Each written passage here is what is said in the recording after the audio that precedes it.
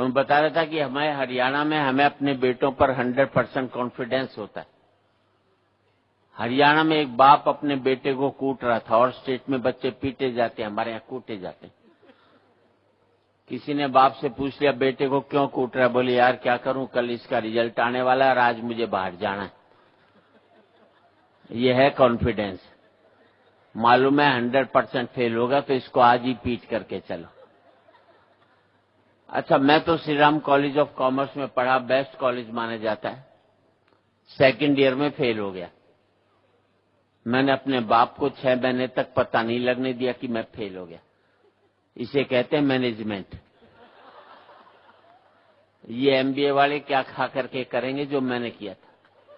और 6 महीने बाद मेरे दोस्त ने बापू से शिकायत की कि सुरेंद्र शर्मा फेल हो गया। तो बापू ने कहा फेल हो गया तो क्या हो गया, इम्तिहान कोई कुंभ का मेला है जो 12 साल में आएगा, अगले साल दे लेगा, इसमें क्या फतारी है। हम बच्चों को इतना तनाव देते हैं कि आज 5वीं 6ठी क्लास के बच्चे आत्महत्या करने लग गए।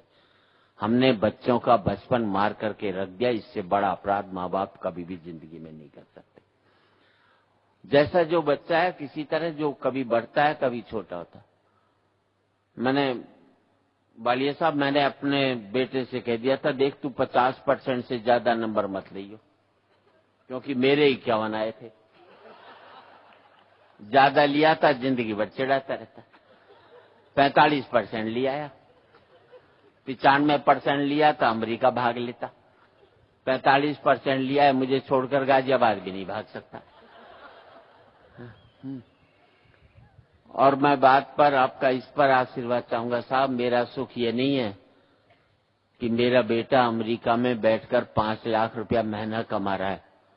मेरा सुख ये है कि मेरा बेटा 30,000 रुपया महीना कमा रहा है, लेकिन शाम का खाना मेरे साथ बैठ करके खा रहा है। हमने जिंदगी में सारे सुख पैसों में तब्दील कर दिए, तब जाकर के मुल्क में भ्रष्टाचार पैदा हुआ। पैसा एक सुख माना जाता था, अब हमने उसको एकमात्र सुख मान लिया, तब जाकर के भ्रष्टाचार पैदा हुआ। और इस हद तक पैदा हुआ कि मैं कीड़े मारने की दवाई लाया था, उसमें भी कीड़े पड़ गए। कीड़े नहीं मरे तो भ्रष्टाचार है, कीड़े पड़ जाएं तो ये। और मैं तो यहाँ पर बच्चे काफी संख्या में हैं, और हरियाणा में बच्चे तो प्रैक्टिकल होते हैं। वो बाप टीचर ने बच्चे से पूछ लिया, मान ले एक खेत को 15 आदमी 20 दिन में जोतते हैं, तो उसी खेत को 25 आदमी कितने दिन में जोतेंगे। तो बच्चा खड़ा हो लिया, बोले मास्टर जी एक बार बता, जब खेत एक बार जुत गया तो दोबारा जोतने की क्या जरूरत पड़ी भाई। जो काम हो गया उसे बार बार क्यों करवाना चाह रहे हो। अच्छा, बच्चे घर की पोल पट्टी भी खोल देते हैं। अब यहाँ बच्चे तो बच्चों से संबंधित ही बात कर, बच्चे घर की पोल पट्टी खोल देते हैं। वो मास्टर ने बच्चे से पूछा, मान ले मैंने तेरे फादर को 1 लाख रुपए दिए, 10% इंटरेस्ट, 2 साल बाद तेरे पिताजी कितने रुपए लौटाएंगे। बच्चा बोला जी एक भी नहीं। मास्टर ने चाटा मारा, बोले बेटे तुम हिसाब नहीं जानते। बच्चा बोले मास्टर जी मैं तो हिसाब जानता हूं, पर आप मेरे बाप को नहीं जानते। उन्होंने आज तक किसी का नहीं लौटाया, तो तेरा कहां से लौटाएगा। अच्छा, यहां पर तो सरीन साहब बच्चे कंट्रोल में भी रहते। अमेरिका चले जाओ तो माँ बाप की छाती पर डिस्को करते, क्योंकि पहली क्लास में टीचर बच्चों को पढ़ा देता है, माँ बाप चाटा भी मारे तो 911 को फोन करते। अब बच्चों को पीटना अमेरिका में कानूनी अपराध है, जो पीटते हैं उसे जेल भेज देते। हिंदुस्तान में एक कानून बना दो तो सुबह माँ जेल में जावे, शाम को बाप जावे। बच्चे दोनों का नंबर बांध दे, घर में टिकने नहीं दे। अच्छा, हिंदुस्तान में बाप अगर बेटे को नहीं कूटे तो उसकी आत्मा ही शांत नहीं होती, क्योंकि उसके बाप ने उसे कूटा हुआ होता है, तो बदला निकालता है। तो मेरे दोस्त न्यू जर्सी में रहते हैं अमेरिका में, उन्होंने अपने बेटे के चांटा मार दिया। बेटे ने पुलिस को फोन कर दिया, पुलिस आ गई, बाप को पकड़ लेगी, जेल में ठूस दिया। बेचारा जेल काट कर आया, बच्चे को मना कर लाया, बड़े प्यार से रखा। 10-11 महीने बाद छुट्टी हुई तो हिंदुस्तान लौटा, तो दिल्ली हवाई अड्डे से बाहर निकलते ही बाप ने जूता निकाला और बच्चे को घर तक कूटता हुआ ले गया। साले अब कर थाने में फोन, देखें कौन तुझे बचा। हंसने की बात है, तब मुझे पता लगा ये अमेरिका में जो भारतीय वो हर साल हिंदुस्तान क्यों आते हैं।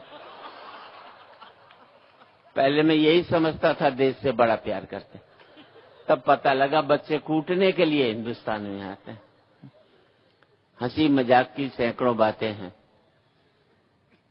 और मेरा तो इतना ही कहना है कि एक जिम्मेदारी, कोई भी बीमारी की जिम्मेदारी हम सरकार पर डाल देते हैं, बस यही सबसे बड़ी कमी है।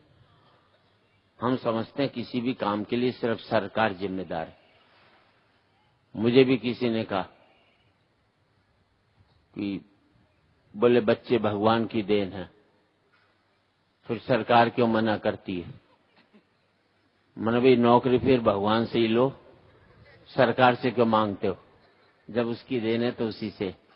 हमें खुद अपने आप में अपना विल पावर स्ट्रांग बनानी है और ये बच्चे उस काम को बखूबी कर सकते हैं। कहीं न कहीं आज बच्चे एजुकेट कर रहे हैं, हम बच्चों को एजुकेट नहीं कर पा रहे। मैं कहीं 4 पंक्ति कहना चाहता हूं आपकी, क्योंकि कलाम साहब की 2 पंक्तियां याद हैं कि सपने वो नहीं होते जो आप सोते हुए लेते हैं, सपने वो होते हैं जो आपको सोने नहीं देते।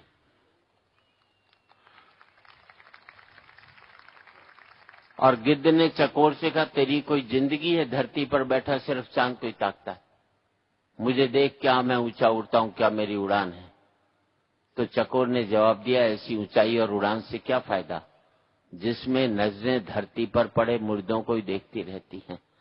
मैं धरती पर रहता हूं लेकिन सोच में चांद रखता हूं, तो आसमान में उड़ता है लेकिन सोच में मुर्दे रखता है। आप कहाँ रहते हैं ये महत्वपूर्ण नहीं है, आपकी सोच कहाँ बैठी है वो ज्यादा महत्वपूर्ण होती है। और सबसे बड़ी चीज इस मुल्क में जो सबसे बड़ी कमी है कि जो सर्विसेज हैं हमने उसको इंडस्ट्री बना दिया।